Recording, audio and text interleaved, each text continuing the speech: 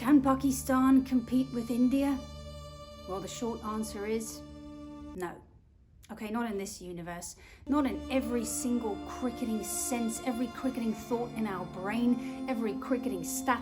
Well, okay, except India's catching, that's been terrible so far. But everything else, from a batting standpoint, from a bowling standpoint, from an aura standpoint, how the hell can Pakistan compete? Okay, can Abrar Ahmed, Mr. Magic Potter himself, can he somehow create a time machine, a spaceship to take Pakistan to a different realm? A realm where there's even the tiniest little bit of possibility.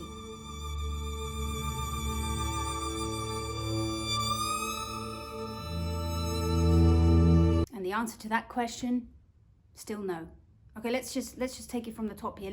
Let's look at Pakistan's batting. Now, if we wanted to, we can talk about this till next year, but we don't have that much time. Let's start off with Fakhar Zaman.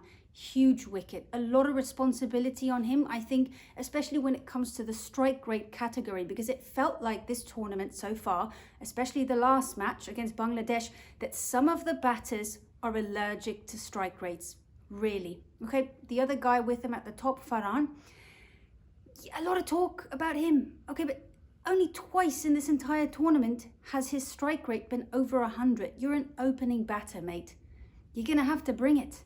Okay, Saim Ayub, at this point, he gets into the side on his bowling alone. Okay, brilliant. But his batting, who knows what's going on there. But listen to this here for a second. What about Shaheen Shah Afridi? I said the other day, probably Pakistan's best batter right now. What about sending him in a hell of a lot earlier? Yes, they promoted him the other day, but imagine sending him in at number 3, taking on the quick bowlers. Okay, because he seems to be thriving against the pace. He's loving it. He's hitting sixes all over the ground. Every other batter starts getting little bits of confidence when he's at the crease. It's like they've all of a sudden realized, oh, that's how you bat. Yes, that's how you're supposed to bat. That's how you are a batter. That's a batter.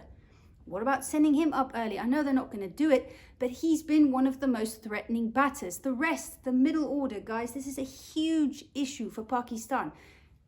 Lowest run rate in the middle overs, okay? Those middle overs, it's a huge issue for a lot of teams, but for Pakistan, it's an even bigger issue. Why am I talking about this? Because Babar Azam, Mohammad Rizwan, they were dropped because everybody was saying they're playing tuk-tuk cricket.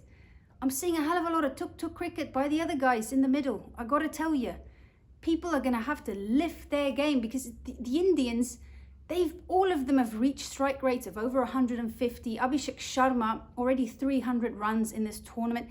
Pakistan, the fans, their biggest thing is, if we get him. Nobody's been able to get him when you're supposed to get him.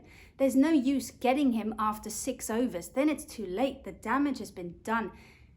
I was somebody who was very against his role because I thought to myself, you cannot be consistent doing that. And my goodness, he's been defying odds, laws, averages, everything. He's been doing it every single match. There's not been one match where he hasn't done it.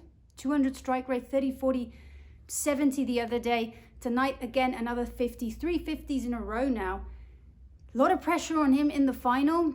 Let me know what you guys think is going to happen to him on the final because obviously they've been doing this spotlight thing. He's going to be in the spotlight. He's going to be the big wicket for them. Shaheen Shah Afridi. Okay, the way that he was bowling against Bangladesh, that is how I remember him. For the last few years, I got to tell you, I've not really been afraid of him. And I used to be like, oh, yeah, this guy's coming. He's bowling. Oh, crap, starting to feel that way a little bit more. He's got that threat. And even though they only got like 133, Pakistan, I think he got 133, 135. Something just told me if Shaheen Shah Afridi gets 1 wicket, he's going to get 2 wickets because he's very much like Kagiso Rabada, rhythm bowler. So he's going to have to bring it. That's going to be the battle everybody's talking about. Abhishek Sharma versus Shaheen Shah Afridi. But guys, the batting. Okay, I thought Mohammad Nawaz, yeah. Harris, yeah, but I'm just missing some oomph there. I'm missing some real power. And so here's the question that I've got. The toss is obviously going to be very important, but do Pakistan defend runs? That's what they've been doing really, really well. They've been defending really low totals this entire tournament. Is that what they do? Do they go in first? Because look at what India is doing when they have to set totals. Absolutely destructive. And look, with India, it's always been Kohli is going to be the guy. Kohli's going to be, Kohli's going to be the master. You know, he's going to be the one. He's not there anymore. So this is going to be India's first final without Virat Kohli. But geez, they've got a lot in the tank. Okay, even with the likes of Surya Kumar Yadav not even being at his best, India is still making scores of 170, easy, 190 tonight, or I think maybe they make 200. I'm making this in the middle. Even without Surya being at his best, you know, you've got Tilak Varma, and here's the difference for me, is the strike rates. Tilak Varma, Sanju Samson tonight, over 150 plus, not even his position. Okay, so it's just, when it comes to the batting units, there's just a massive difference. And for Pakistan, batting in the middle, this is what I was going to say earlier, 6 runs and over. Lost over 20 wickets in those middle over periods.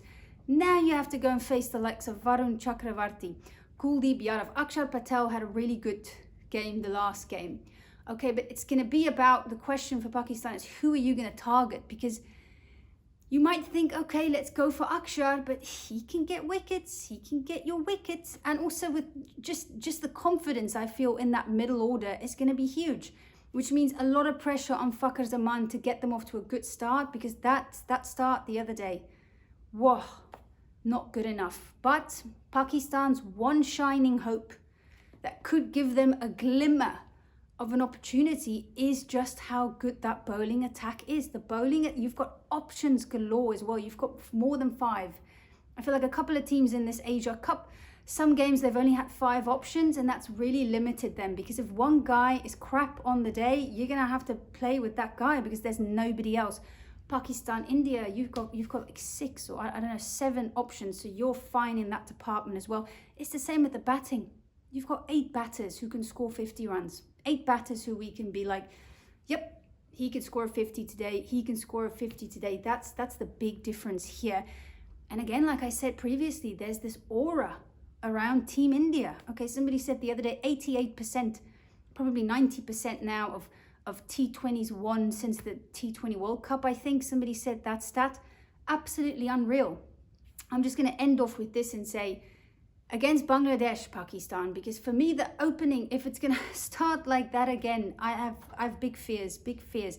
8 overs, 32 dot balls. Guys, from the 8 overs, okay, 5.5 of them were dot balls at the start of an innings. You cannot do that to the middle order batters, okay? As much as I'm calling them tuk-tuk, what the hell do you expect them to do when you give them 20 runs on the board after 7 overs? I mean, that's criminal. You're basically, yeah. So I don't know. For me, it really feels like everything has to go in. Everything has to go right for Pakistan. Somebody's going to have to magically score a 50 from 30, which I haven't actually seen in this entire tournament. And they're going to have to do it against India, most probably against the best in the world. That's going to have to happen. They're going to have to at least have 2 partnerships, because that's the thing about these pitches. You don't need 3 massive partnerships. You need 2 partnerships. 2 partnerships, and the rest can chip in. But people are going to have to spend time at the crease, not waste time. Spend time, not waste time. But India is just, yeah, you just can't look away from them winning this. India would actually have to play quite badly as well, I think, for Pakistan to be in this.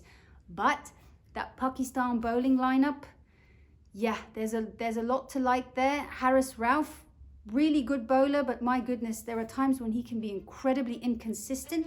And against a team like India, that inconsistency will be met with absolute power and carnage.